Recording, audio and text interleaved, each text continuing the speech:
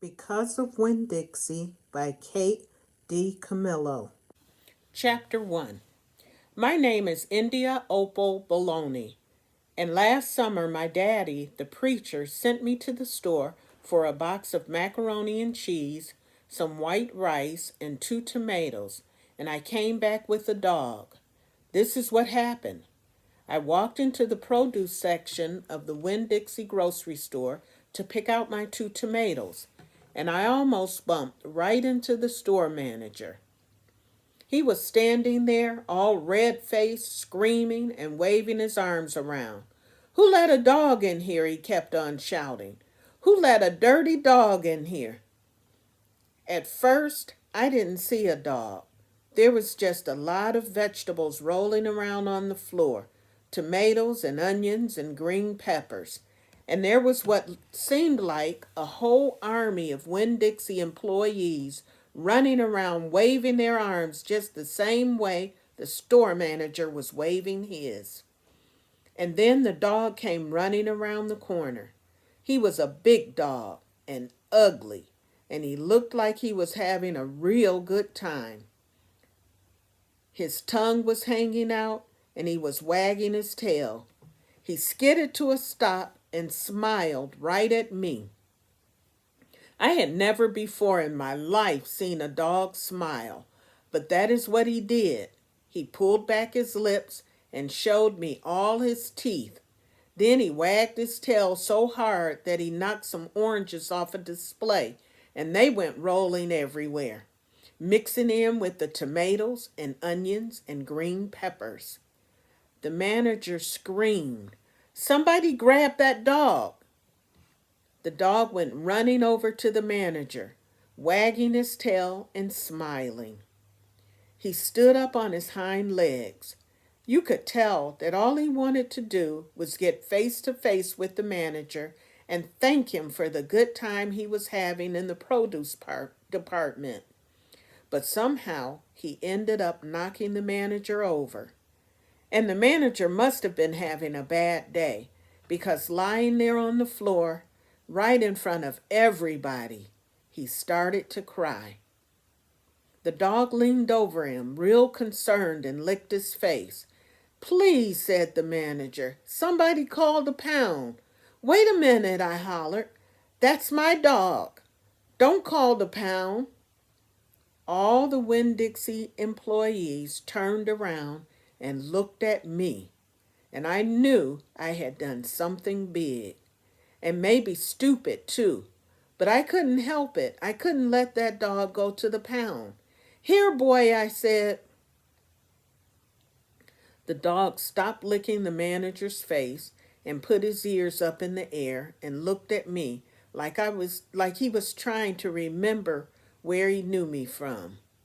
"Here, boy," I said again, and then I figured that the dog was probably just like everybody else in the world, that he would want to get called by a name. Only I didn't know what his name was, so I just said the first thing that came into my head. I said, "Here, Winn-Dixie," and the dog came trotting over to me just like he had been doing it his whole life.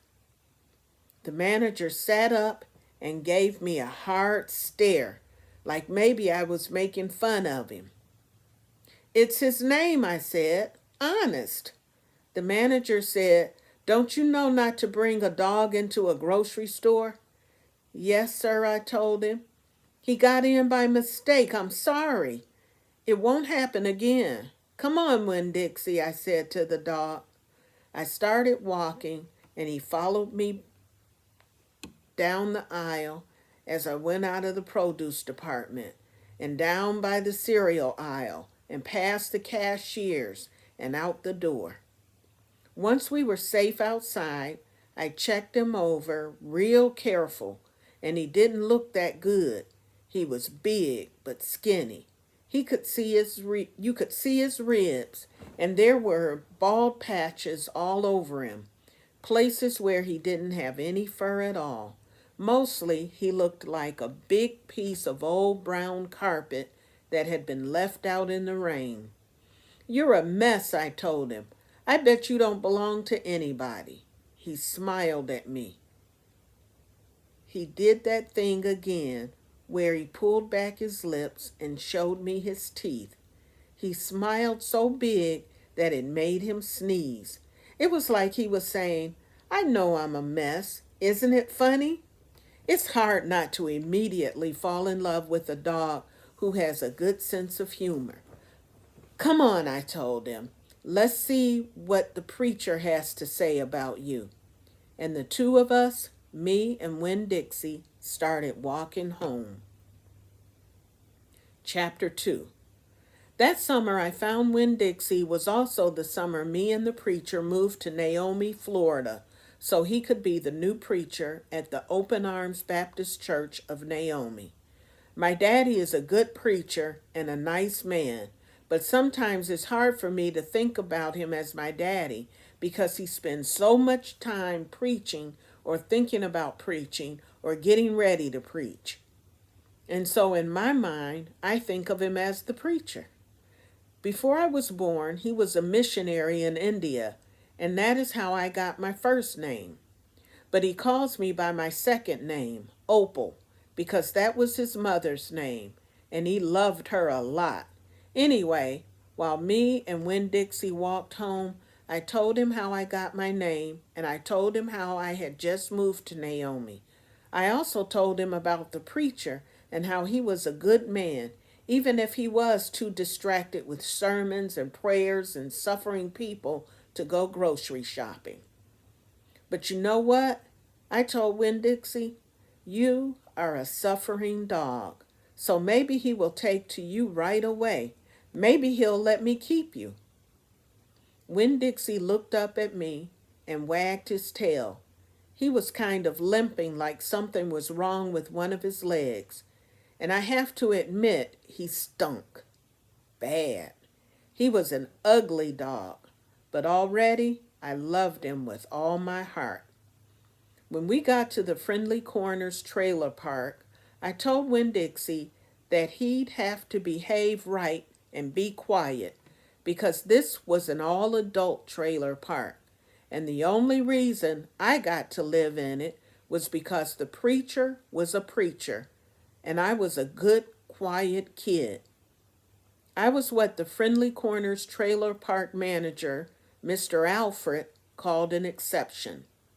And I told Winn-Dixie he had to act like an exception too. Specifically, I told him not to pick any fights with Mr. Alfred's cats or Mrs. Detweiler's little yappy Yorkie dog, Samuel. Winn-Dixie looked up at me while I was telling him everything, and I swear he understood. "Sit," I told him when we got to my trailer. He sat right down. He had good manners. "Stay here," I told him. "I'll be right back." The preacher was sitting in the living room, working at the little fold-out table. He had paper spread out all around him, and he was rubbing his nose, which always means he's thinking hard. "Daddy," I said. He said back. "Daddy, do you know how you always tell me that we should help those less fortunate than ourselves?" He said. He rubbed his nose and looked around at his papers. "Well," I said, "I found a less fortunate at the grocery store." "Is that right?" he said. "Yes, sir," I told him. I stared at the preacher really hard. Sometimes he reminded me of a turtle inside its shell, in there thinking about things and not ever sticking his head out into the world. "Daddy, I was wondering, could this less fortunate, could he stay with us for a while?" Finally, the preacher looked at me. "Opal," he said, "what are you talking about?" "I found a dog," I told him, "and I want to keep him." "No dogs," the preacher said. "We've talked about this before. You don't need a dog." "I know it," I said. "I know I don't need a dog. But this dog needs me." "Look," I said. I went to the trailer door and I hollered, Winn-Dixie! Winn-Dixie's ears shot up in the air and he grinned and sneezed, and then he came limping up the steps and into the trailer and put his head right in the preacher's lap, right on top of a pile of papers. The preacher looked at Winn-Dixie. He looked at his ribs and his matted up fur and the places where he was bald. The preacher's nose wrinkled up. Like I said, the dog smelled pretty bad. Winn-Dixie looked up at the preacher. He pulled back his lips and showed the preacher all of his crooked yellow teeth and wagged his tail and knocked some of the preacher's papers on the table. Then he sneezed and some more papers fluttered to the floor. "What did you call this dog?" the preacher asked. "Winn-Dixie," I whispered. I was afraid to say anything too loud. I could see that Winn-Dixie was having a good effect on the preacher. He was making him poke his head out of his shell. "Well," said the preacher, "he's a stray if ever I've seen one." He put down his pencil and scratched Winn-Dixie behind the ears. And a less fortunate, too, that's for sure. "Are you looking for a home?" the preacher asked, real soft to Winn-Dixie.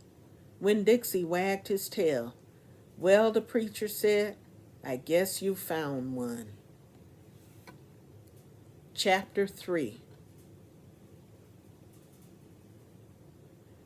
I started in on Winn-Dixie right away, trying to clean him up. First, I gave him a bath. I used the garden hose and some baby shampoo. He stood still for it, but I could tell he didn't like it. He looked insulted, and the whole time he didn't show me his teeth or wag his tail once. After he was all washed and dried, I brushed him good. I used my own hairbrush and worked real hard at all the knots and patches of fur stuck together. He didn't mind being brushed. He wiggled his back like it felt pretty good. The whole time I was working on him, I was talking to him, and he listened. I told him how we were alike. "See," I said, "you don't have any family, and neither do I. I've got the preacher, of course, but I don't have a mama. I mean, I have one, but I don't know where she is. She left when I was 3 years old. I can't hardly remember her, and I bet you don't remember your mama much either, so we're almost like orphans."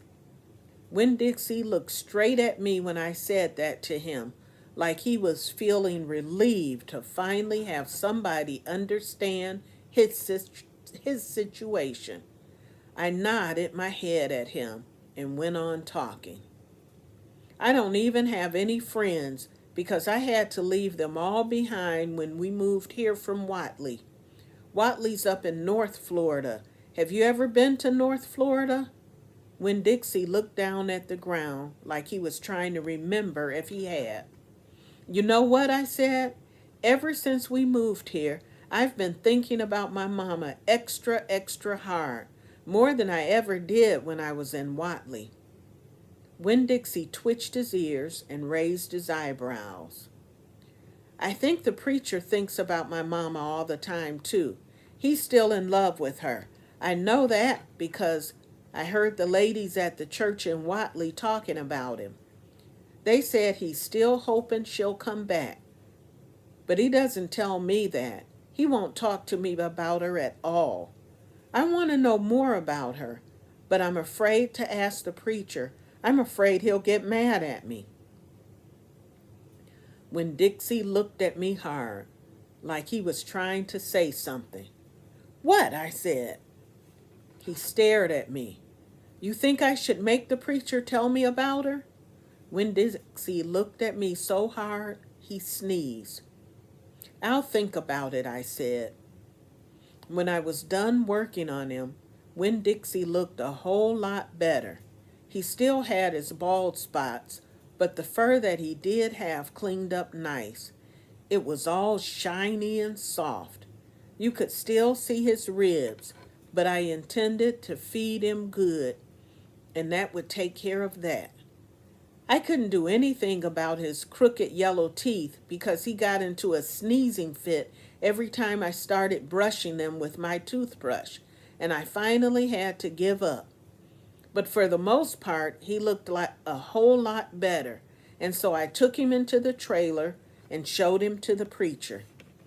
Daddy, I said. He said. He was working on a sermon and kind of muttering to himself. Daddy, I want to show you the new Winn-Dixie. The preacher put down his pencil and rubbed his nose, and finally he looked up. Well, he said, smiling real big at Winn-Dixie. Well, now, don't you look handsome? Winn-Dixie smiled back at the preacher. He went over and put his head in the preacher's lap. He smells nice, too, said the preacher. He rubbed Winn-Dixie's head and looked into his eyes. Daddy, I said real quick before I lost all my nerve, I've been talking to Winn-Dixie. Is that right? The preacher said. He scratched Winn-Dixie's head. I've been talking to him, and he agreed with me that, since I'm 10 years old, you should tell me 10 things about my mama. Just 10 things, that's all. The preacher stopped rubbing Winn-Dixie's head and held real still. I could see he was thinking about pulling his head back into his shell. One thing for each year I've been alive, I told him. Please? Winn-Dixie looked up at the preacher and kind of gave him a nudge with his nose. The preacher sighed. He said to Winn-Dixie, I should have guessed you were going to be trouble. Then he looked at me. Come on, Opal, he said. Sit down, and I will tell you 10 things about your mama. Chapter 4. 1, said the preacher. We were sitting on the couch, and Winn-Dixie was sitting between us. Winn-Dixie had already decided that he liked the couch a lot. 1, said the preacher again. Winn-Dixie looked at him kind of hard. Your mama was funny. She could make just about anybody laugh. 2, he said. She had red hair and freckles. Just like me, I said. Just like you, the preacher nodded. 3, she liked to plant things. She had a talent for it. She could stick a tire in the ground and grow a car. Winn-Dixie started chewing on his paw, and I tapped him on the head to make him stop. 4, said the preacher. She could run fast. If you were racing her, you could never let her get a head start, because she would beat you for sure. I'm that way too, I said. Back home in Watley, I raced Liam Fullerton and beat him, and he said it wasn't fair because boys and girls shouldn't race each other to begin with. I told him he was just a sore loser. The preacher nodded. He was quiet for a minute. I'm ready for number 5, I told him. 5, he said. She couldn't cook. She burned everything, including water. She had a hard time opening a can of beans. She couldn't make head nor tail of a piece of meat. 6, the preacher rubbed his nose and looked up at the ceiling. Winn-Dixie looked up too. Number 6 is that your mama loved a story. She would sit and listen to stories all day long. She loved to be told a story. She especially liked funny ones, stories that made her laugh. The preacher nodded his head like he was agreeing with himself. What's number 7? I asked. Let's see, he said. She knew all the constellations, every planet in the nighttime sky, every last one of them. She could name them and point them out, and she never got tired of looking up at them. Number 8, said the preacher, with his eyes closed, was that she hated being a preacher's wife. She said she just couldn't stand having the ladies at the church judge what she was wearing and what she was cooking and how she was singing. She said it made her feel like a bug under a microscope. Winn-Dixie lay down on the couch. He put his nose in the preacher's lap and his tail in mine. 10, said the preacher. 9, I told him. 9, said the preacher. She drank. She drank beer and whiskey and wine. Sometimes she couldn't stop drinking. And that made me and your mama fight quite a bit. Number 10, he said with a long sigh. Number 10 is that your mama loved you. She loved you very much. But she left me, I told him. She left us, said the preacher softly. I could see him pulling his old turtle head back into his stupid turtle shell. She packed her bags and left us. She didn't leave one thing behind. Okay, I said. I got up off the couch. Winn-Dixie hopped off too. Thank you for telling me, I said. I went right back to my room and wrote down all the 10 things the preacher had told me. I wrote them down just the way he said them so that I wouldn't forget them, and then I read them out loud to Winn-Dixie until I had them memorized. I wanted to know those 10 things inside and out.